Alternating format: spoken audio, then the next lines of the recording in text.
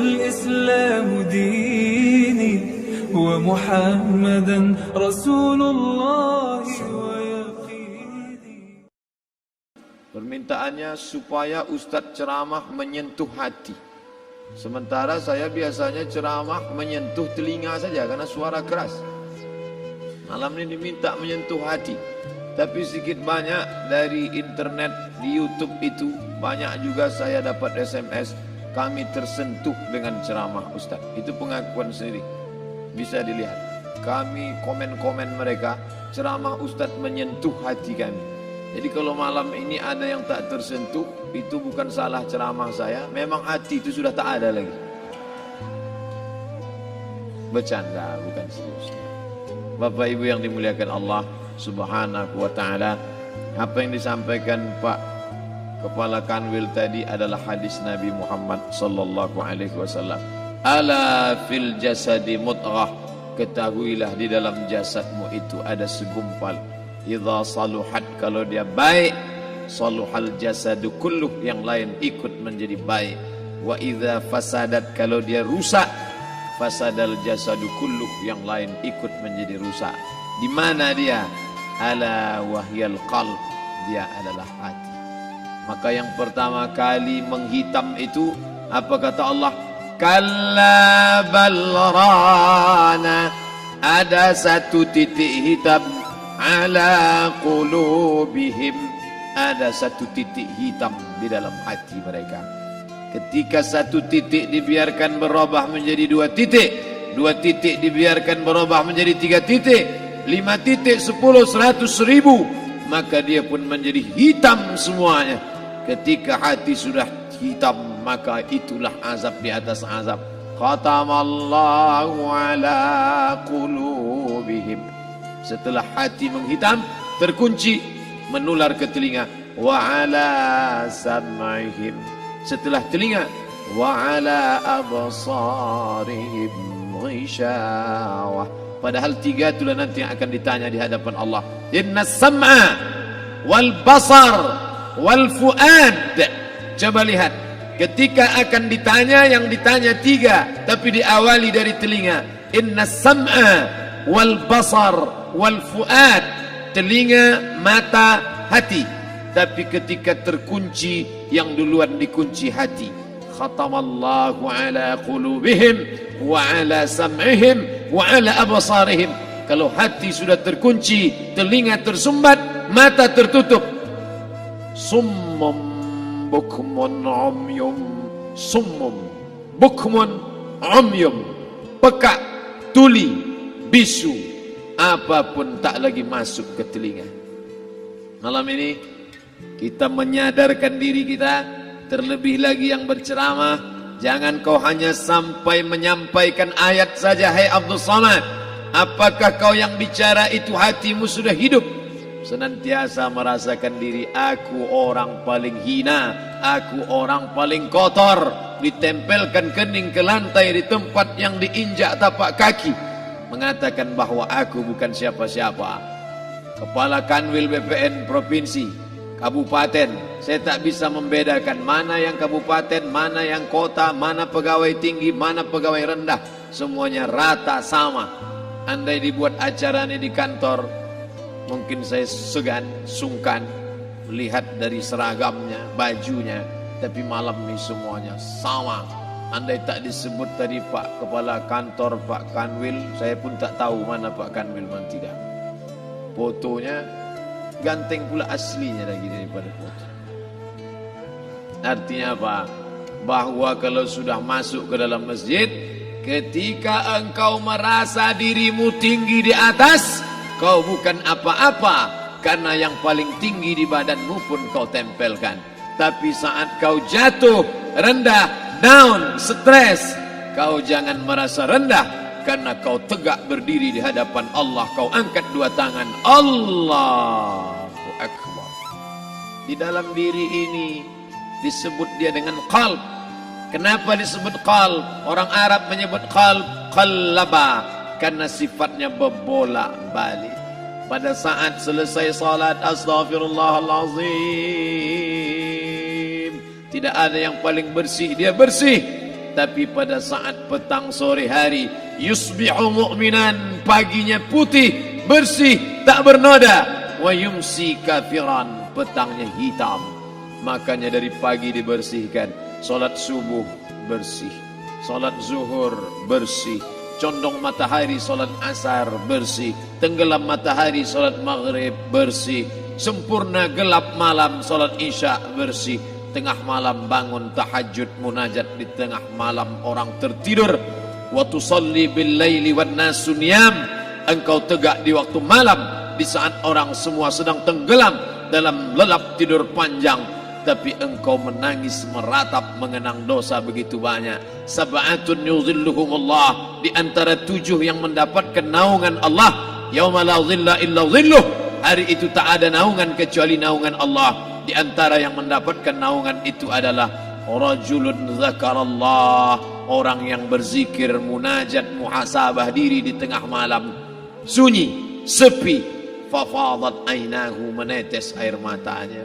Berapa banyak sudah harta dititipkan Allah, berapa kupakai untuk zakat, wakaf, infak, sedekah, wasiat, hibah, ghanimah, harta rampasan perang di zaman Nabi. 7 harta yang akan menolong di hadapan Allah, 1 pun tak dipakai. Umur diberikan Allah 40, 60, 70. Berapa yang kupakai untuk menolong agama Allah? Berapa yang kupakai untuk mengingat Allah? Mata, tangan, telinga, kaki akan diminta tanggung jawab di hadapan Allah. Al-yawma nakhtimu ala afwahihim, mulut terkunci. Wa tukallimuna aydihim, tangan akan bicara. Wa tashhadu arjuluhum, kaki akan bersaksi di hadapan Allah. Siapa yang bisa menolong waktu itu? Kalau pernah tangan ini saat punya kekuasaan, 1 coretan tanda tangan bisa mempermudah urusan masjid. Sebutir kekuasaan yang dititipkan Allah bisa dipakai menolong agama Allah. Itulah yang akan menolong di hadapan Allah. Apa yang disampaikan malam ini, semua biaya pengurusan masjid 0. Itulah sesungguhnya yang akan menolong di hadapan Allah.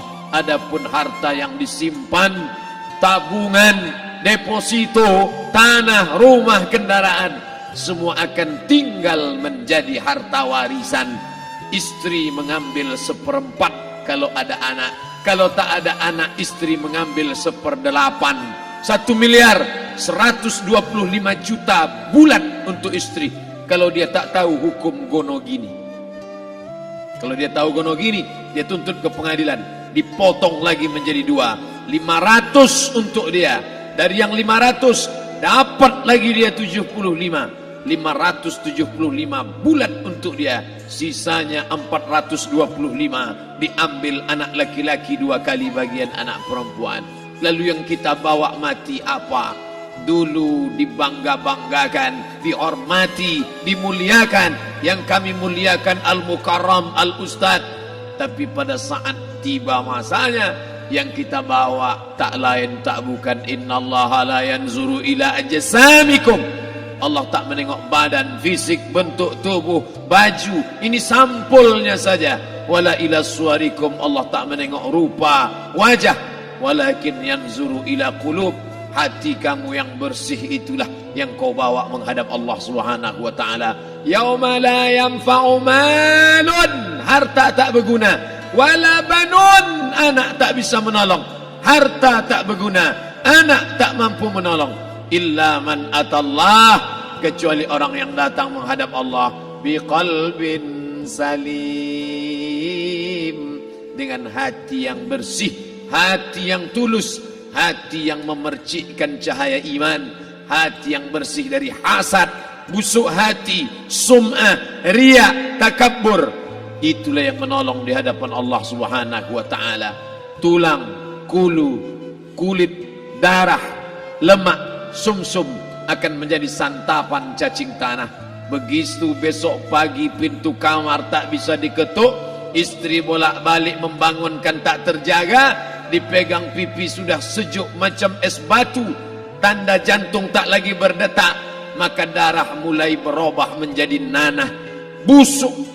1, 2, 3 hari kalau tidak disuntik formalin, jasad paling busuk jasad manusia. karena semua dia makan herbivora, tanaman saja. Tapi kita ini omnivora, semua masuk. Maka begitu mati, paling bagus orang Islam paling cepat dikuburkan. Selesai acara pemakaman, habiskah masalah, muncul masalah baru. Disitulah kita baru sadar. Apa kata Imam Ali radhiyallahu an? An-nasu niyam. Semua manusia waktu hidup itu tidur. Bapak tidur, ibu tidur, saya tidur. Semua orang waktu hidup itu tidur.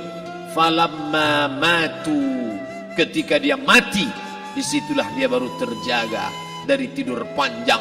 Saat Israel mencabut nyawa, ditarikkannya adalah satu centapan yang kuat. Disitulah kita baru terjaga dari tidur panjang. Betapa aku meninggalkan salat, betapa aku tak berzakat, betapa dulu kekuasaan. Aku lulus umur 30, pensiun 58, 28 tahun apapun tak pernah kubuat untuk agama. Sibuk membesarkan anak, sibuk mengurus warisan.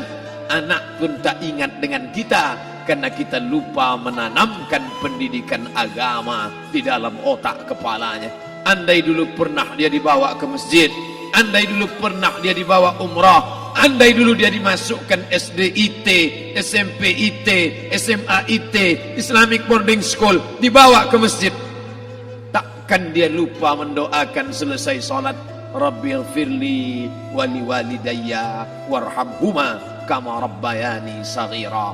Harta yang banyak tak sempat menolong agama Allah. Anak tunggal semata wayang tak sempat dididik agama. Istri meninggalkan dalam keadaan stres susah hatinya karena dia tak diajarkan sabar menerima ridha ketetapan takdir Allah. Dan paling celaka, tak pernah anggota tubuh ini dipakai untuk berzikir, muhasabah, mengingat Allah. Tak pernah mata dipakai menengok Quran, kitab suci Allah. Tak pernah dipakai hati merenung sejenak. Apa yang akan kubawa mati menghadap Allah subhanahu wa ta'ala. Saya tak minta diajak ceramah tentang hukum zakat, hukum puasa. Yang ditanya adalah bagaimana kita merenung sejenak. Abdul Somad, engkau berhadapan dengan para pegawai Badan Pertanahan Nasional Provinsi Riau, berkumpul 12 kabupaten kota. Ini orang-orang ngurus tanah, dari dalam tanah naik ke atas tanah, ngurus tanah, ngurus tanah, ngurus tanah, masuk ke dalam tanah. Abdul Somad dari dalam tanah naik ke atas tanah, ceramah, ceramah, ceramah, ceramah, ceramah, masuk balik ke dalam tanah. Yang kau bawa apa? Baju koko tinggal, peci tinggal, pakaian kehormatan tinggal. Yang tentara belum pernah saya diundang. Ustadz besok datang takziah, bapak tentara meninggal, tahu-tahu kain kapannya loreng. Tak ada. Yang kau bawa kain tidak berjahit, disobek, kerak. Itu yang akan menyampul kulitmu yang selama ini kau dimandikan, dibersihkan oleh ibumu dulu 60 tahun yang lalu. Sampai masanya kau lupa kapan kau dimandikan dulu. Sekarang ruh melihat, disebut dia ruh karena dia raha ya ruhu ruh, seperti aroma semerbak yang datang pergi hinggap. Ruh sampai masanya dia datang masuk ke dalam jasad. Ruh sampai masanya dia pergi meninggalkan jasad. Malam ini dimuliakan Al-Mukarram Haji Abdul Somad LCMA. Kenapa Abdul Somad ini dimuliakan? Karena ruh hinggap sejenak sebentar, sampai masanya besok pagi dia ruh keluar dari dalam tubuh ini. Anak yang katanya ayahku sayang, istri katanya kaulah abang, sampai masanya mereka tak lagi mau mendekat. Rumah itu saya yang buat, saya yang mengukurnya. Tapi begitu ruh sudah keluar dari badan, tidak satu pun semeter, sesenti, sejengkal, sehasta ada tempat di rumah itu untuk jenazah bernama jenazah Abdul Somad. Dulu orang bertanya, rumah Ustadz Somad di mana? Hari ini orang tidak lagi bertanya, tak lagi menyebut nama. Orang sudah mengatakan kuburnya mana. Dulu kalau dia masuk masjid, didatangi orang, disalami orang. Mahasiswa, anak-anak, remaja mencium tangannya sebagai tanda hormat. Tapi begitu diletakkan keranda, kita akan sholat jenazah nanti selepas sholat zuhur. Apa kata orang? Letakkan di tepi sana, letakkan di tepi sana.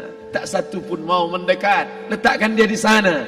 Bahkan sebagian mengatakan jalan dalam masjid, letakkan dia di luar. Dia tidak disebut engkau yang mulia, tidak digunakan kata ganti orang langsung. Letakkan dia di sana. Bahkan sebagian tak lagi, padahal tempat paling mulia sebelah kanan, orang tak lagi mau di kanan, mulai dia menjauh ke kiri. Kenapa kau ke sana? Takut aku mimpi hantu nanti malam.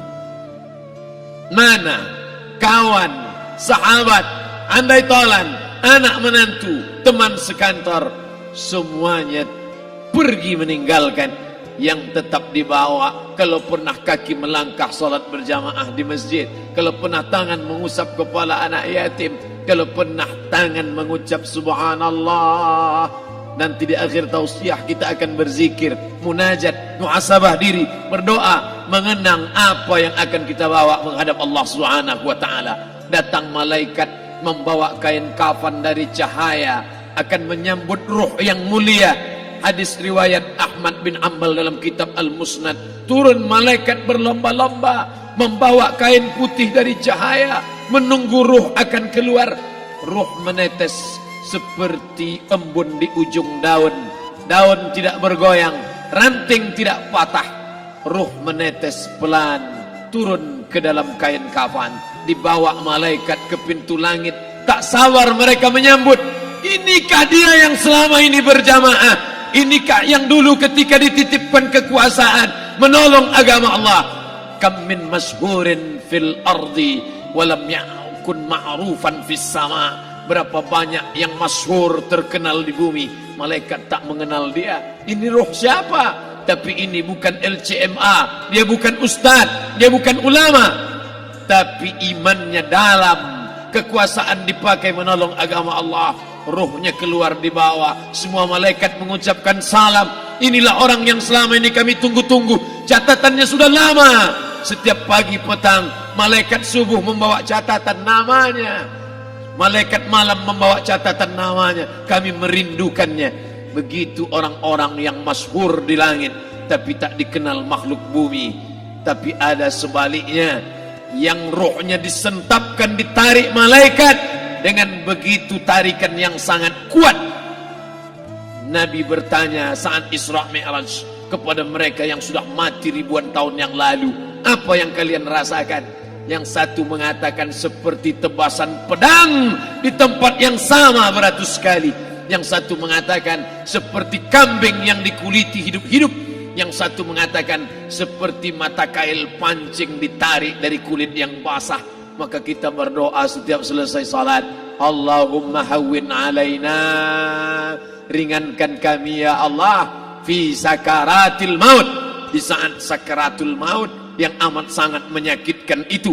Dan mereka yang pergi tak pernah kembali, mereka yang mati tak pernah bercerita, kecuali hanya kepada Sayyidina wa Maulana Muhammad sallallahu alaihi wasallam. Di saat malam pertama di tempat yang gelap, di tempat yang tak pernah diimpikan oleh orang, tapi kita tetap melewati dan merasakannya. Perlahan-lahan cacing tanah, ular-ulat kalajengking akan menggerogoti kulit yang selama ini dimandikan, selama ini dipakaikan sampo yang mahal, selama ini dioleskan pelembab yang lembut. Tapi ternyata sebelum roh keluar jasad, setelah keluar, dia hanya akan menjadi santapan cacing tanah. Hancur berkeping hari demi hari. Yang pertama kali membusuk adalah mata, karena dia berisi cairan. Cairan ini mengering, busuk dan berlubang. Lalu kemudian usus sebulan di dalam tanah, mulai dia menggelembung masuk angin dan dia meletus pecah. Cacing-cacing tanah mulai datang menggerogoti, memakan.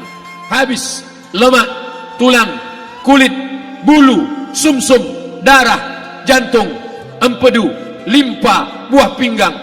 Habis semuanya, tinggal tulang-tulang yang memutih, dimakan oleh tanah, ditelan oleh massa, sampai akhirnya Asi bin Wa'il membawa tulang yang kering itu kepada Nabi Muhammad, baginda Sayyidina wa Maulana Muhammad. Ya Muhammad, ayyuhi rabbuka hadzal izam, sanggupkah Tuhanmu menghidupkan tulang yang kering ini? Nabi diam tak menjawab sampai akhirnya datang Jibril alaihi salam membawakan wahyu. Qul, katakan kepada dia. Ayat ini dibaca malam Jumat. Bapak Ibu semua hafal, kita baca. Qul yuhyiha allazi ansha'aha awwala marrah wa huwa bikulli khalqin alim.